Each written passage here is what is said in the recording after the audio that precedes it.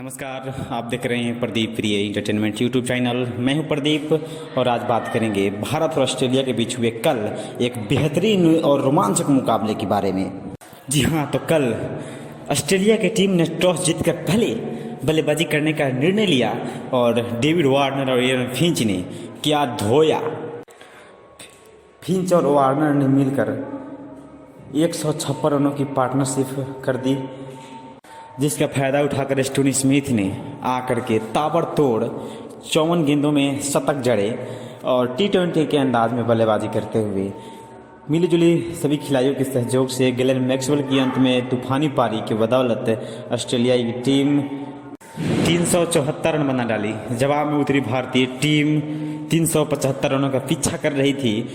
सलामी जोड़ी के रूप में शिखर धवन और मयंक अग्रवाल आए। हालांकि शुरुआती क्षणों में उन्होंने काफ़ी अच्छी बल्लेबाजी की और 5 ओवर में 50 रन बनाकर टीम को अच्छी शुरुआत तो दी, लेकिन फिर मयंक अग्रवाल अपना विकेट गंवा दिए।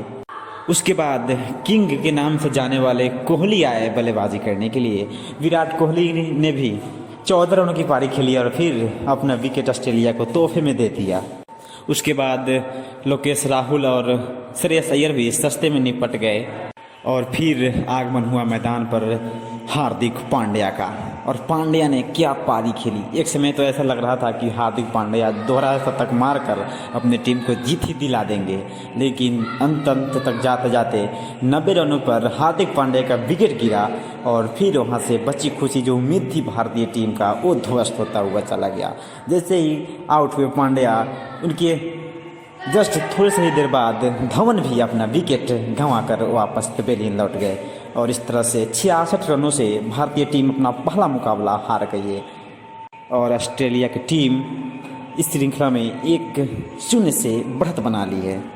ऑस्ट्रेलिया की तरफ से एडन जंपा 4 विकेट झटके, जबकि जोश हेजलवुड 3 विकेट झटक कर भारतीय टीम का कमर तोड़ दिया।